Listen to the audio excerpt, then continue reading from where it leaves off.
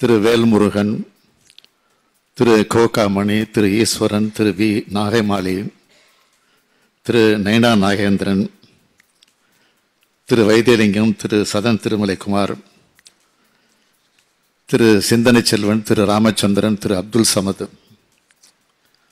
ஆகியோர் இப்பொருள் குறித்து தங்கள் கருத்துக்களை பதிவு செய்ததோடு அரசுக்கும் பல ஆக்கப்பூர்வமான கருத்துக்களையும் தெரிவித்தனர். அவர்களுக்கு என்னுடைய நன்றியை நான் தெரிவித்துக் கொள்கிறேன். அரசு நிச்சயமாக அதை கவனத்திலே ஏற்றுக்கொண்டிருக்கிறது. மாண்புமிகு எதிர்க்கட்சித் தலைவர் அவர்களும் வெளிநடப்பு செய்யாமல் அவைக்குள் இருந்து தன் கருத்துக்களை பதிவு செய்திருக்கலாம். ஆனால் ஏனோ அதனை செய்யாமல் இது போன்ற ஒரு முக்கியமான பிரச்சனையிலும் அரசியல் காரணங்களுக்காக கட்சியினரோடு வெளியே சென்று விட்டார். அவருக்கும் சேர்த்தே நான் பின்வரும் விவரங்களை தங்கள் வாயிலாக இந்த பேரவைக்கு தெரிவிக்க விரும்புகிறேன்.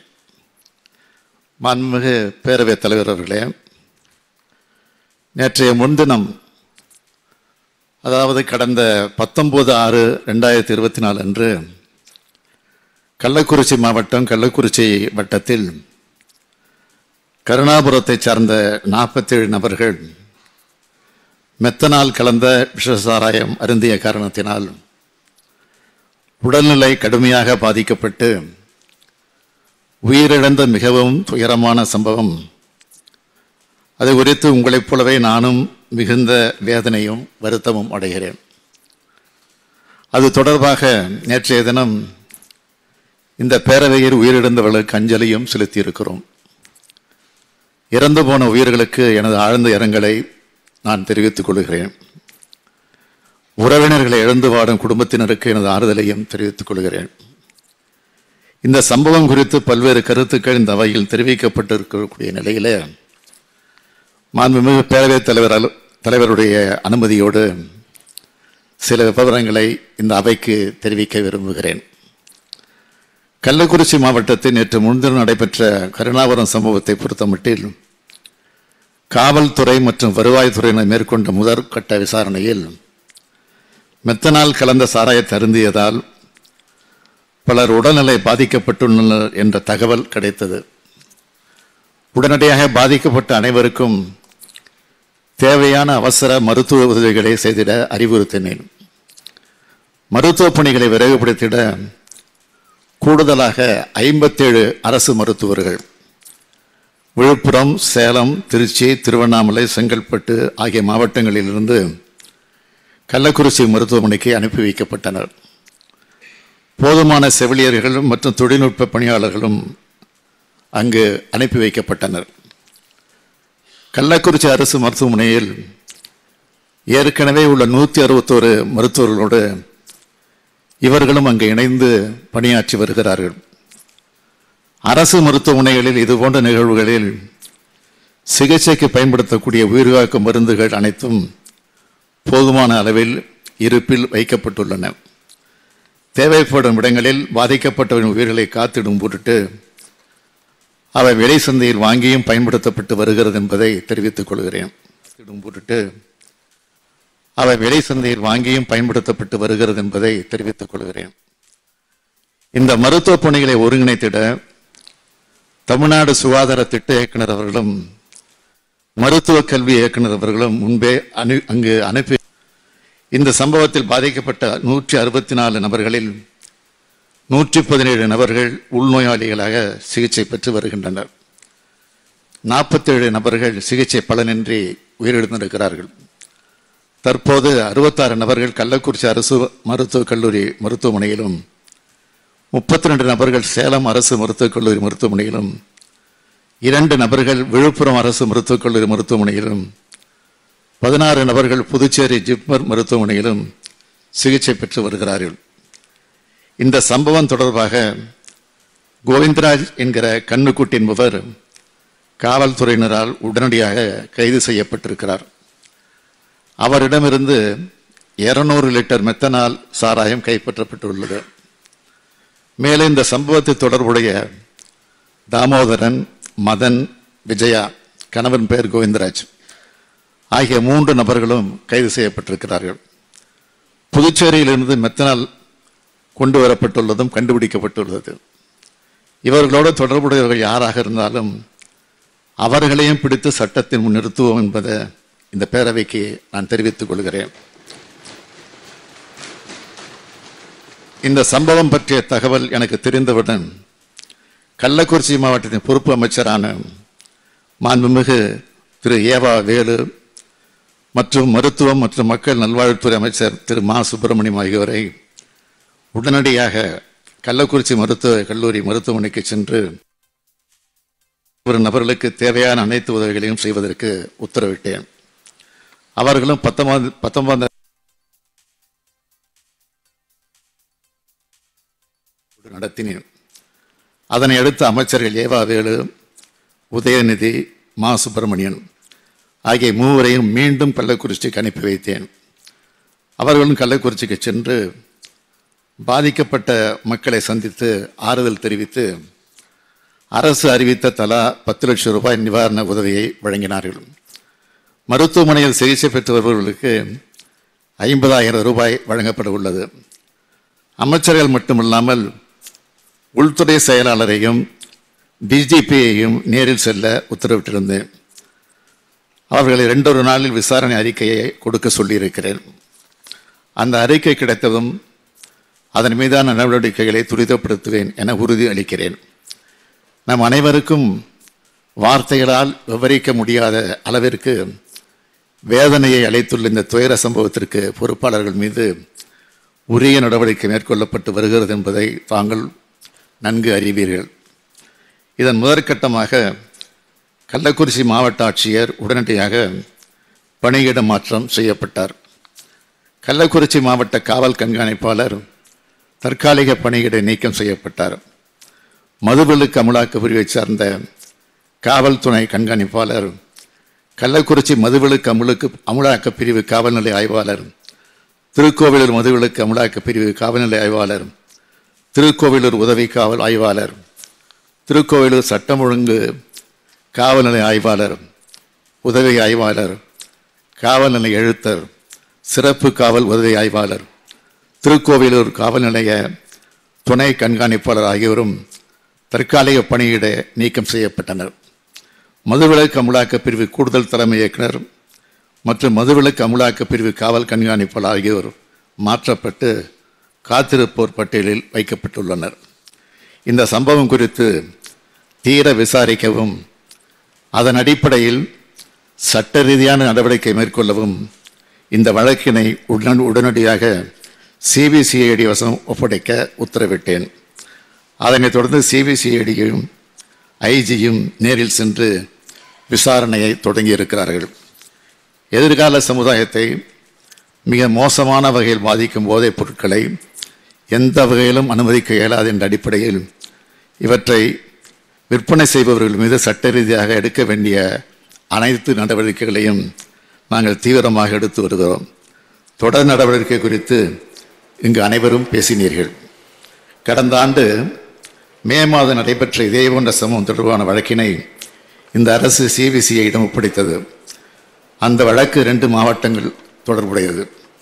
அதில் விழுப்புரம் வழக்கினை பொறுத்தவரையில் 21 குற்றவாளிகள் கைது செய்யப்பட்டனர். 8 குற்றவாளிகள் குண்டர் தடுப்பு சட்டத்தில் சிறையில் அடைக்கப்பட்டுள்ளனர். காவல்துறை அலுவலர்கள் 16 பேர் மீது ஒழுங்கு நடவடிக்கை எடுக்கப்பட்டுள்ளது. அந்த வழக்கில் கள்ளசாராயம் தயாரிக்க மெத்தனால் ஆந்திர மாநிலத்திலிருந்து கொண்டு வரப்பட்டது விசாரணையில் தெரிய வந்தது. இந்த வழக்கு விசாரணை முடிக்கப்பட்டு விழுப்புரம் நீதிமன்றத்தில் இறுதி அறிக்கை தாக்கல் செய்யப்பட்டுள்ளது. செங்கல்பட்டு மாவட்ட வழக்கினை பொறுத்தவரையில் 6 வழக்குகள் பதியப்பட்டு விசாரணை மேற்கொள்ளப்பட்டதில்லை. 9 குற்றவாளிகள் கைது செய்யப்பட்டனர். அவர்களுள் 5 நபர்கள் குண்டர் தடுப்பு சட்டத்தில் சிறையில் அடைக்கப்பட்டுள்ளனர். 6 காவல்துறை அலுவலர்கள் சஸ்பெண்ட் செய்யப்பட்டார்கள். இந்த வழக்கின் விசாரணை இறுதி கட்டத்தை எட்டியுள்ளது. தமிழ்நாடு அரசு இதில் சிறப்பு கவனம் செலுத்தி கள்ளச்சாராயம் காய்ச்சுதல் மற்றும் விற்பனை செய்தல், போலி மதுபானங்கள் கடத்துவது மற்றும் விற்பனை செய்வது போன்ற குற்ற செயல்கள் நடைபெறா வண்ணம் தீவிர தடுப்பு நடவடிக்கைகளை மேற்கொண்டுள்ளது. அவற்றை பட்டியலிட்டு சொல்ல விரும்புகிறேன்.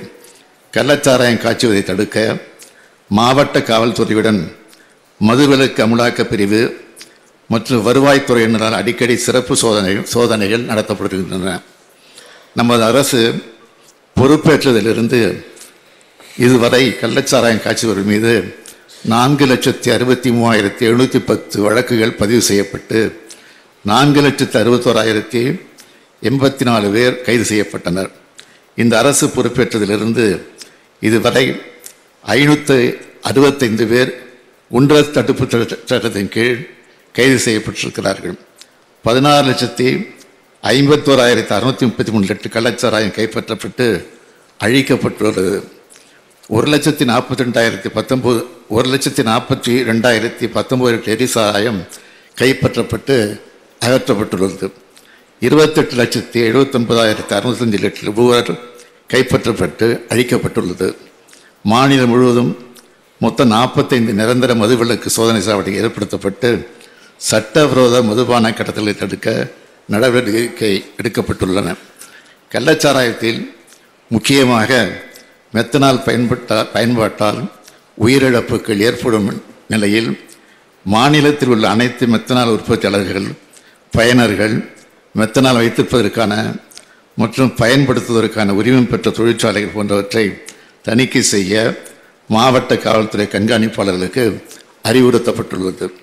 மேலும் அவர்கள் மாதாந்திர அறிக்கைகள் மதுவிலக்கு அமலாக்க பிரிவு தலைமையகத்தில் கண்காணிக்கப்படுகின்றன.